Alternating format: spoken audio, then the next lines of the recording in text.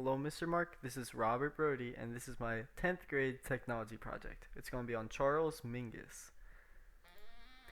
One of the most important figures in the 20th century American music, Charles Mingus was a virtuoso bass player, accomplished pianist, bandleader, and composer. Here you can see some pictures of the man himself. As you can see, he played the bass, and he had really good tone on the bass. Born on a military base in Nogales, Arizona, at a younger age, his mother advised him to listen to church songs, but he loved Duke Ellington songs. In the process, Mingus learned how to play several instruments, such as the trombone and cello, which is pretty impressive. He started playing the bass at 16. Eventually, he got into the Lionel Hampton Big Band and wrote music for them. That's when his fame grew.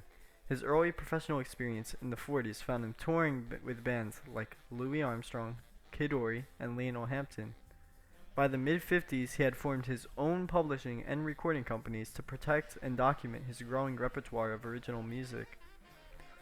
Although he wrote his first concert piece, Half-Mast Inhibition, when he was 17 years old, it was not recorded until 20 years later by a 22-piece orchestra with Gunther Schuller conducting.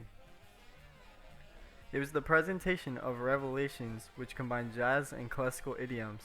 He toured extensively throughout Europe, Canada, Japan, South America, and the United States until the end of 1977, when he was diagnosed as having a rare nerve disease, amyotrophic lateral sclerosis.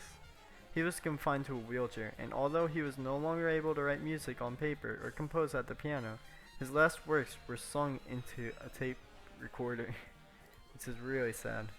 But yeah, he was also a singer. The New Yorker wrote, for sheer melodic and rhythmic and structural originality, his compositions may equal anything written in the Western music in the 20th century. He died in Mexico on January 5th, 1979, and his wife, Sue Graham Mingus, scattered his ashes in the Ganges River in India.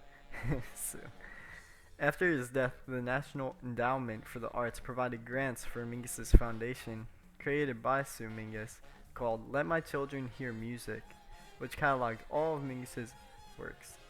And he had some really great songs, like Moaning.